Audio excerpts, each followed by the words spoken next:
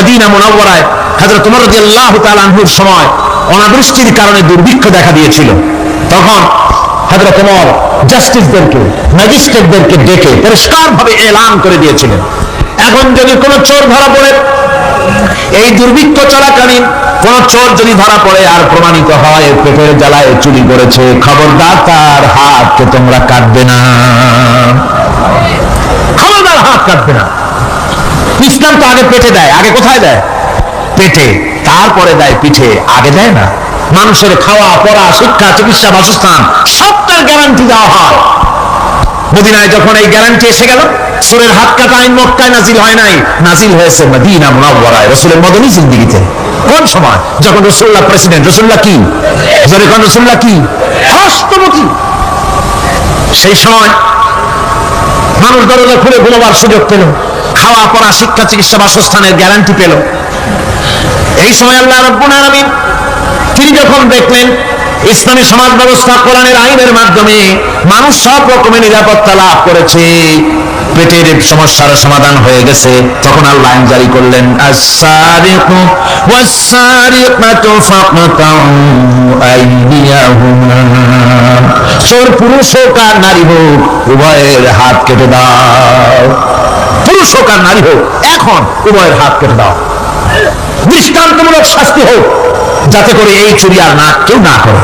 পেটে খাবার আছে, চাকরি আছে, ওষুধ আছে, শিক্ষা আছে, থাকার মতো জায়গা আছে, এখন চুরি করো কেন? তাহলে বোঝা যাবে এটা নেশায় পরিণত হয়েছে। কি হয়েছে? নেশা। তখন তার চোরকে বসায় লুট করা আর যাবে না, এখন হাতটা কাটিয়া একটা শাস্তি দিয়ে দাও। আমাদের দেশে কিন্তু চোরের হাত কাটা আইনের ব্যাপারে কোন চোরেরা আজ পর্যন্ত মিছিল করে না। বাংলাদেশের কোন ছোট ছোট চোর, যেমন তাল চোর, বেল চোর, কচু চোর, ছাতি চোর, জুতা চোর, আর কত ছোট ছোট চোর, এই সব চোরেরা কি কোনোদিন মিছিল করেছে যে চোরের হাত কাটা আইন মানি না, মানবো না? বলেছে কেউ? কিন্তু এই আইনের বিরুদ্ধে সোচ্চার কারা? কোন চোরেরা? নিশ্চয়ই ছোট চোরেরা না, বড় চোর যারা তাল বেল চুরি করে, হ্যাঁ, বরং কলমের খোঁচা দিয়া সরকারের, জনগণের লক্ষ কোটি কোটি টাকা পকেটস্থ করেন মেহেরবানি করে। ওইসব তারা মনে করেন যদি এই আইন চালু হয়ে যায় তাহলে তালচোর বেলচোরের তো কোনো ক্ষতি নাই, ইসলামী রাষ্ট্র চালু হলে পরে তো সকলের পেটে ভাত আসবে, ওই তাল বেলা চুরি করা লাগবে না, তাদের তো সুবিধা। কিন্তু মুসিবতটা তো আমাদের হবে, বেশি খাইয়ে খাইয়ে জিব্বা পুরু হয়ে গেছে।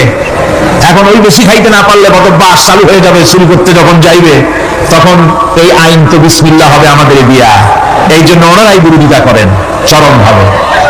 আমার বন্ধুগণ, কোরআনের আইন বন্ধ করার ক্ষমতা কারো নাই। আইন চালু হলে পরেই শান্তি আসবে। ওরা বিরোধিতা করছে, ওরা বলছে চোরের হাত কাটা আইন এটা হচ্ছে একটা অমানবিক ব্যাপার। আইনটা কার? আল্লাহ। মানুষগুলি কার? তো তোমারও তো দরদ কেন? মায়ের চাইতে মাসিক দরদ বেশি, এটা কি খুব সুলক্ষণ? না, এটা দারুণ কুলক্ষণ। সুতরাং আল্লাহ রাব্বুল আলামিন তার আইন হচ্ছে শাশ্বত আইন। চোরের হাত কাটা আইন অর্থে নয় যে বাংলাদেশ ইসলামী দল যদি ক্ষমতায় আসে পাইকারি দরে চোরের হাত কাটা আরম্ভ করবে না। ততক্ষণ পর্যন্ত আইন চালু হবে না যতক্ষণ পর্যন্ত সমস্ত মানুষ তাদের কর্মসংস্থান না হবে, খাবার না পাবে, চাকরি বাকরি না হবে, খেয়ে পরে খাওয়া পড়া, শিক্ষা, চিকিৎসা, বাসস্থান সবটার গ্যারান্টি মিলবে, তারপরে আইন চালু হবে। এর আগে না। আল্লাহ রাব্বুল আলামিন ফৌজদারি দণ্ডবিধি আওতার ভিতরে চোরের কি শাস্তি হবে তা বললেন, নরহত্যার শাস্তি কি হবে তাও আল্লাহ পাক এখানে বলছেন, ইয়া আইয়ুহাল্লাযীনা আমানু কুতিবা আলাইকুমুল কিসাসু ফিল কাতলা। আল্লাহ পাক বলেন তোমাদের প্রতি নরহত্যার শাস্তি স্বরূপ কিসাস নির্দিষ্ট করা হয়েছে, অর্থাৎ হত্যার বদলে হত্যা করা। একজন মানুষ আর একজন মানুষকে হত্যা করেছে, কোরআনের আইন হচ্ছে ওকে হত্যা করা। কি সুন্দর আইন, সুবহানাল্লাহ পড়েন। তাহলে কি হবে? রেডিও, টেলিভিশনে, পত্র পত্রিকার মাধ্যমে যদি খবর ছড়ানো হয় যে হত্যাকারীর বিচার হবে কোরআনের আইন অনুযায়ী, প্রকাশ্য রাজপথে হত্যাকারীকে তাকেও যদি হত্যা করে দেওয়া হয়, এই দৃশ্য উপস্থিত জনতা যত দেখবে, পত্র পত্রিকায় খবর পাবে, টেলিভিশনের পর্দায় দেখতে পাবে, যারা দেখলো এই সব লক্ষ লক্ষ জনতার ভেতরে মানুষ হত্যা করার দুঃসাহস আর আসবে? আল্লাহ পাক বলছেন এটা হচ্ছে মানুষের ইকসাস, এর মধ্যে রয়েছে মানুষের জীবন। এরপরে মারাত্মক শাস্তি আল্লাহ পাক এভাবে কোরআনে কারীমের মধ্যে বললেন। জিনার শাস্তি, আয-যানিয়াতু ওয়াজ-যানি ফাজলিদু কুল্লা ওয়াহিদিন মিনহুমা মিআতা জালদা। আল্লাহ রাব্বুল আলামিন বলেন জিনাকারিনী পুরুষ, জিনাকারিনী নারী আর জিনাকারা পুরুষ, তাদের শাস্তি হচ্ছে উভয়কে 100 করে দৌড়া মারা, প্রাণদণ্ড দিয়ে দেওয়া। এই শাস্তি যদি হয় জিনা বন্ধ হয়ে যাবে, বিবাহ সহজ হবে। ইসলামী রাষ্ট্র হলে পরে জিনা করা কঠিন হবে, বিবাহ করা সহজ হয়ে যাবে। এটা হচ্ছে কোরআনের আইনের সুন্দর বিধান। জিনার শাস্তি, চোরের শাস্তি, নরহত্যার শাস্তি জুডিশিয়াল লয়ের আওতায়, ফৌজদারি দণ্ডবিধির আওতায় এগুলি পড়ে। এগুলি সব কোরআন শরীফে আছে না নাই? আছে কিনা? তাহলে কি করে আপনি বলবেন আপনি ধর্ম নিরপেক্ষ? আপনি শুধু ধর্ম আপনার ব্যক্তিগত ব্যাপার আর রাজনীতি একটা আলাদা ব্যাপার। এবারে আল্লাহ রাব্বুল আলামিন মদ পান সম্পর্কে, যারা মদ পান করবে, জুয়া খেলবে যারা, তাদের সম্পর্কে মদ্যপায়ীদের ব্যাপারে আল্লাহ পাক বলছেন ইন্নামাল খামরু ওয়াল মাইসিরু ওয়াল আনসাবু ওয়াল আজলামু রিজসুম মিন আমালিশ শাইতানি ফাজতানিবুহু। আল্লাহ পাক বলেন নিঃসন্দেহে মদ, জুয়া এবং পাশা, এই সমস্ত খেলাকে, এই সমস্ত জিনিসকে নাপাক ঘোষণা করা হয়েছে। এগুলি সব হচ্ছে শয়তান কর্তৃক উদ্ভাবিত নোংরা কাজ। এগুলি শয়তানের কাজ। মদ আর জুয়া কার কাজ? যারা বলেন কার কাজ? শয়তানের কাজ। সুতরাং ফাজতানিবুহু, এর থেকে তোমরা ফিরে থাকো। আল্লাহ বলছেন মদ এবং জুয়া মানুষকে আল্লাহর জিকির থেকে ফিরায় রাখে। ফাহাল আনতুম মুনতাহুন, এগুলি শোনার পরেও কি তোমরা এর থেকে ফিরে থাকবে না?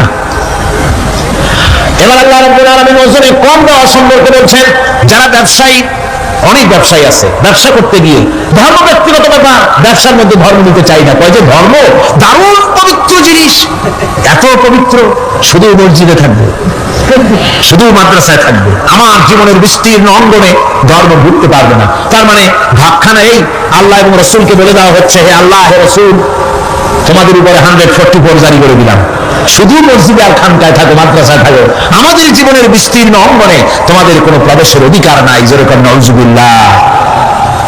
আল্লাহ পাক মানুষের জীবনের সকল ক্ষেত্রে আইন চলবে আল্লাহ, ইনিল হুকমু ইল্লা লিল্লাহ। আইন চলবে কার?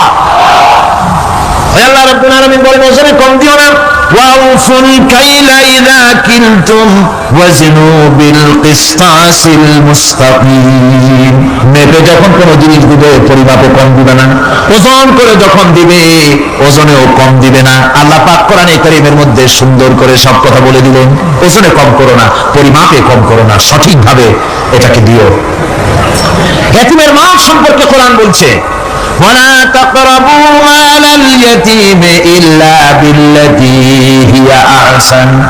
এতিমের মাল ভক্ষণ করা তো দূরের কথা, এর নিকটবর্তী হয় না। তবে হ্যাঁ, এতিম বয়সপ্রাপ্ত হওয়া পর্যন্ত যদি আমানত রাখো সেটা ভিন্ন কথা, কিন্তু এতিমের মালকে ভক্ষণ করো না অবৈধভাবে। এতিমের মালের সুরক্ষার জন্য আল্লাহ পাক বলে দিলেন।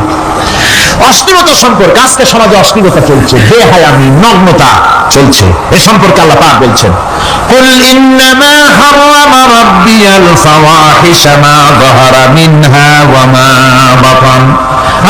আল্লাহ পাক বলেন হে নবী, আপনি বলে দেন আমার প্রভু নিঃসন্দেহে প্রকাশ্য এবং অপ্রকাশ্য সব রকমের নির্লজ্জতা এবং পাপাচারকে নিষিদ্ধ ঘোষণা করেছেন, হারাম করে দিয়েছেন।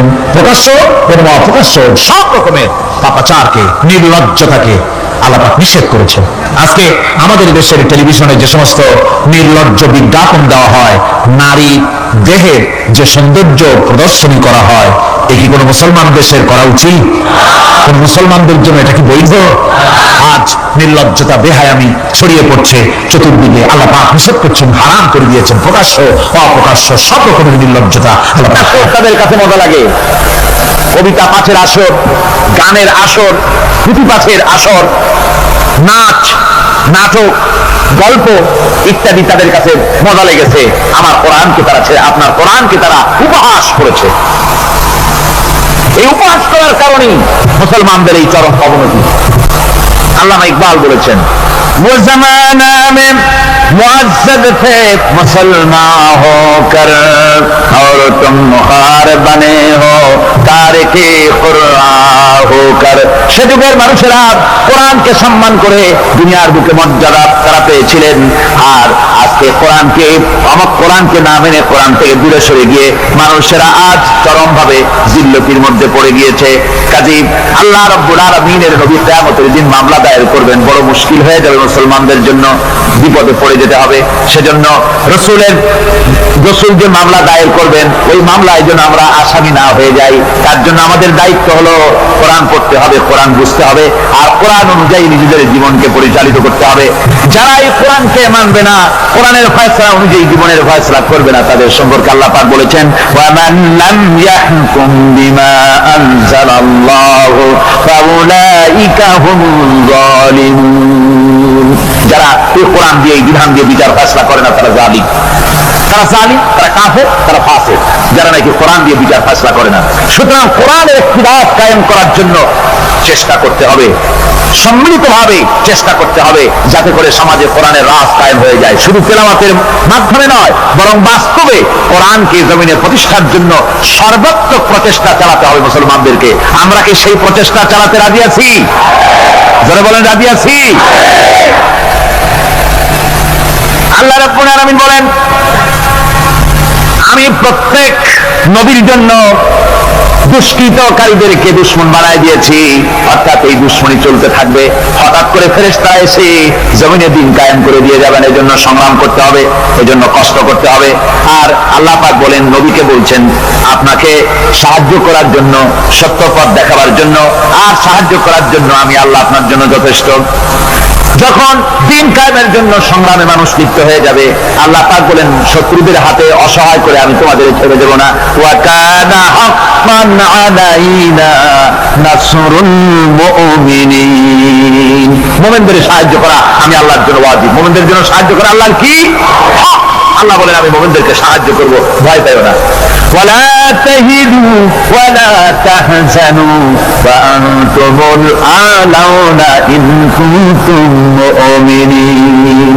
কোনো ভয় নাই, কোনো চিন্তা নাই, যদি মুমিন হও আমি আল্লাহ তোমাদেরকে বিজয়ী করব। মুমিন হওয়া লাগবে, আর যদি মুমিন না হও তাহলে বারবার মতো কাফেরের দেশ ভয় দেখাবে, ভয় বেশি হয়ে পড়বা। বুঝলেন? ঈমান যদি থাকে, ঈমানের মজবুতি যদি থাকে, তাহলে মুসলমান লড়াই করে এসেছে, ইতিহাস দেখিয়ে এসেছে। সামান্য কয়েকজন মুসলমান, আল্লাহ বলেছেন 10 জন যদি হও 100-র উপরে আমি তোমাদেরকে জয়যুক্ত করব। সুবহানাল্লাহ। মুত্তাকি হতে হবে, সাবের হতে হবে। মুসলমান হলে আর তো ভয়ের কিছু নাই। সে লড়াই করে অস্ত্রের জোরে নয়, জনবলের সৈন্যদের শক্তির জোরে নয়, সে লড়াই করে আল্লাহ রহমতের উপরে ভরসা করে, ইমানের জোরে। কিসের জোরে? ইমানের জোরে। এই জন্য মুসলমানদের সাথে যারাই লড়াই করতে এসছে, মার খাইয়া পলাইয়া কুল পায় নাই, মহাবীর দুর্বল সিংহের মতো পলাইছে। তাদের তার কারণ কি? যে ওদের চিন্তা হলো যে যদি মরি তো জাহান্নাম ছাড়া পথ নাই। আর মুসলমান সে মনে করছে যদি বাঁচি তো গাফি, আর যদি মরি শহীদ হয়ে যাবো, জান্নাতে চলে যাবো। কোথায় চলে যাবো? জান্নাতে চলে যাবো। আমার ভাইয়েরা, এজন্য বিশ্বকবি কবি সম্রাট আল্লামা ইকবাল বলেছেন, বাতিল সে দবনে ওয়ালে আয়ে আসমান হি হাম, বাতিল সে দবনে ওয়ালে আয়ে আসমান হি হাম, সোবার কর চুকা হ্যায় তো ইমতিহান হামারা। বাতিলের সামনে মাথা নত করার জাত আমরা না। আকাশ সাক্ষী, জমিন সাক্ষী, এই পৃথিবী সাক্ষী। মুসলমানেরা কখনো, ইমানদার মুসলমানেরা তখন মাথা, কোন সময় তারা মাথা নত করে না। তারা সেই বীর জাতি। দস্ত দস্ত হ্যায় দরিয়া ভি না ছোড়ে हमने, दस्त दस्त है दरिया भी न छोड़े हमने, बहर जुल्मत में दौड़ा दिए घोड़े हमने। আমরা সেই জাতি, প্রান্তর তো প্রান্তর। শ্রাবণের খরস্রোতা উত্তাল তরঙ্গমালা নদীর উপর থেকে ঘোড়া দাবড়িয়ে আমি নদীর অপর তারিখ ইসলামের পতাকা উড্ডীন করেছি, আমি সেই মুসলমান। সুতরাং আল্লাহ রাব্বুল আলামিন বলেন, ইয়া আইয়ুহাল্লাযীনা আমানু ইন তানসুরুল্লাহা ইয়ানসুরকুম। ও বিশ্বাসীরা, তোমরা যদি আল্লাহর মদদ করো, আল্লাহ তোমাদের মদদ করবেন। তোমরা আল্লাহ সাহায্য করো, আল্লাহ তোমাদের সাহায্য করবে। আল্লাহ কি সাহায্য করবেন আপনারা? আল্লাহ দান কমাইছে না চাল কমাইছে? কি সাহায্য করবেন? আল্লাহর সাহায্য মানে ইসলামের সাহায্য। আপনি যদি ইসলামের সাহায্য করেন, আল্লাহ রাব্বুল আলামিন আপনাকে সাহায্য করবেন। আর সাহায্য এমন ভাবে করবেন, ইতিহাসে বহু কথা আছে, আমি সংক্ষেপ করে দিচ্ছি। বদরের প্রান্তরে মাত্র কয়েকজন মুসলমান, আল্লাহ পাক তাদেরকে কিভাবে জিতালেন। আল্লাহ পাকের ওই কবি বলতেছেন, ফেজায়ে বদরে পয়দা কুন ফেরেশতে তেরি নুসরত কো উতার सकते गर्दों से कतर अंदर कतर अभी। বদরের প্রান্তরে মুসলমানদের ঈমান ছিল, ওই ঈমান যদি তোমরা আনতে পারো, তাহলে আমি আল্লাহ রাব্বুল আলামিন কাতারে কাতারে ফেরেশতা তোমাদের জন্য অবতীর্ণ করে দিতে পারি। সুবহানাল্লাহ। وقال الذين كفروا لولا نزل عليه القرآن جملة واحدة كذلك لنثبت به فؤادك ورتلناه ترتيلا। আল্লাহ পাক কোরআন শরীফের মধ্যে বলেছেন, একজন যদি হও ইমানদার মুত্তাকি 10 জনের উপরে বিজয়ী হবে। 10 জন যদি হও 100-এর উপরে বিজয়ী হবে। 100 যদি হও 1000-এর উপরে বিজয়ী করবে। জোরে বলেন সুবহানাল্লাহ। কবি বলতেছেন, ফিজায়ে বদরে পয়দা কুন ফেরেশতে তেরি নুসরত কো উতার सकते गर्दों से कतर अंदर कतर अभी।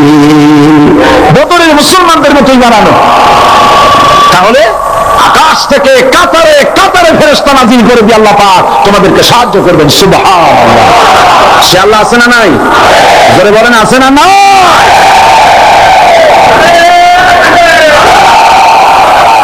সে আল্লাহ রাব্বুল আলামিন কোরআন কারীমের ভিতরে আয়াতুল কুরসির মধ্যে বলে দিয়েছেন, আল্লাহু লা ইলাহা ইল্লা হুয়াল হাইয়ুল কাইয়্যুম। প্রাণ খুলে সবাই করেন, বসা মানুষ দাঁড়ানো মানুষ। আল্লাহু লা ইলাহা ইল্লা হুয়াল হাইয়ুল কাইয়্যুম। আল্লাহ রাব্বুল আলামিন, তিনি ছাড়া কোনো ইলাহ নাই, তিনি সার্বভৌমত্বের মালিক, কেউ নাই আল্লাহ ছাড়া। এই কথা মানুষকে ঘোষণা করতে হবে, ঘাবড়াবার কারণ নাই।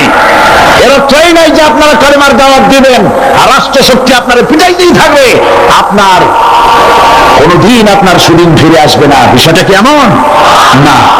আমার আল্লাহর ওয়াদা শুনুন, ওয়ালা তাহিনু ওয়ালা তাহজানু ওয়া আনতুমুল আলাউনা ইন কুনতুম মুমিনিন। মুমিন যদি হও, আমি তোমাদেরকে বিজয় দান করব। সুবহানাল্লাহ বলেন। আজ যদি আমাদের উপর বিপদ এসে থাকে, তাহলে তার একমাত্র কারণ পূর্ণাঙ্গ ঈমানের অভাব আমাদের মধ্যে রয়েছে, ঠিক কিনা? আজ পৃথিবীতে সব থেকে মার খায় কারা? চিল্লায় বলো। আলজেরিয়ায় কারা? বসনিয়ায় কারা? চেচনিয়ায় কারা? প্যালেস্টাইনে কারা? জুরিবাত আলাইহিমুয যিল্লাতু ওয়াল মাসকানা ওয়া বাউ বিগাদাবিন মিনাল্লাহ। আল্লাহর গজব আসবে, ইহুদিরা পৃথিবী থেকে নিশ্চিহ্ন হবেই হবে ইনশাআল্লাহ। দেখেছেন তাকায়া, প্যালেস্টাইনে ইসরায়েলিরা হেলিকপ্টার, গানশিপ, কামান, বোমা নিক্ষেপ করছে, আর প্যালেস্টাইনের শিশু, কিশোর, যুবকেরা ইহুদিদের নিক্ষিপ্ত বোমা আর কামানের মোকাবেলা করতেছে পাথর দিয়ে।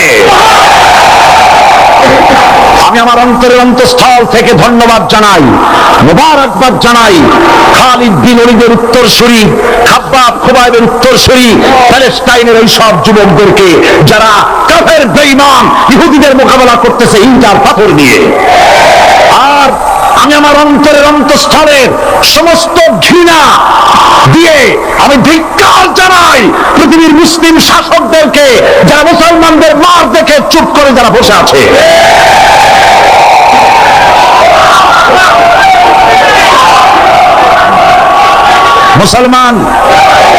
মুসলমান যদি মুসলমানের মতো হয়, 10 জন যথেষ্ট। কয়জন যথেষ্ট? কোথায় আছে কথা? আল্লাহ পাক কোরআন শরীফের মধ্যে বলেছেন,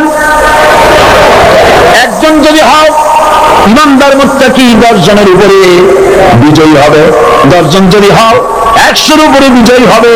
100 যদি হও 1000-এর উপরে বিজয়ী করবে। জোরে বলেন সুবহানাল্লাহ।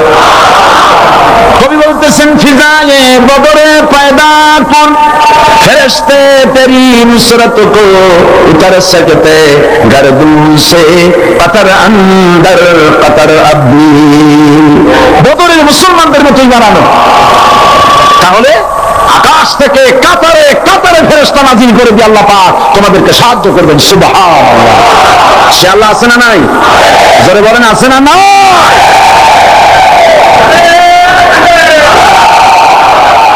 সেই আল্লাহ রাব্বুল আলামিন কোরআনের কারীমের ভিতরে আয়াতুল কুরসির মধ্যে বলে দিয়েছেন, আল্লাহু লা ইলাহা ইল্লা হুয়াল হাইয়ুল কাইয়্যুম। প্রাণ খুলে সবাই পড়েন, বসা মানুষ দাঁড়ানো মানুষ। আল্লাহু লা ইলাহা ইল্লা হুয়াল হাইয়ুল কাইয়্যুম। আল্লাহ রাব্বুল আলামিন, তিনি ছাড়া কোনো ইলাহ নাই, তিনি সার্বভৌমত্বের মালিক কেউ নাই আল্লাহ ছাড়া। এই কথা মানুষকে ঘোষণা করতে হবে। বাধা, এই কথা বললেই বাধা দেবে কয় শ্রেণীর লোক? 3 শ্রেণী। প্রথম শ্রেণী হচ্ছে কে? রাষ্ট্রশক্তি। আজও তারা বাধা দিচ্ছে। আল্লাহর আইন দিয়ে দেশ চালাও, তারা তাদের মন মর্জি মোতাবেক আইন দিয়ে দেশ চালাবে। আল্লাহ পাক বলছেন, আলা আলাহুল খালকু ওয়াল আমরু। সৃষ্টি যার, আইন চলবে। কারো বাবার আইন চলতে পারে না, নিজেদের তৈরি করা আইন চলবে না। ইনিল হুকমু ইল্লা লিল্লাহ।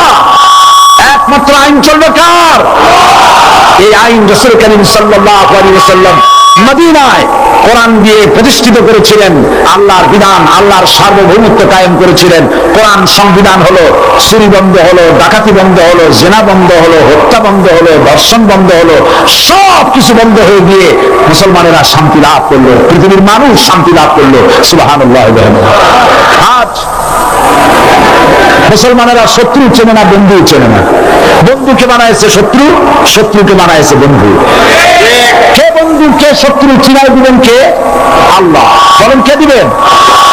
আল্লাহ রাব্বুল আলামিন কোরআনে কারীমের মধ্যে পরিষ্কার করে বলেছেন, লাতাজিদান্না শাদ্দান নাসি আদাওয়াতান লিল্লাযিনা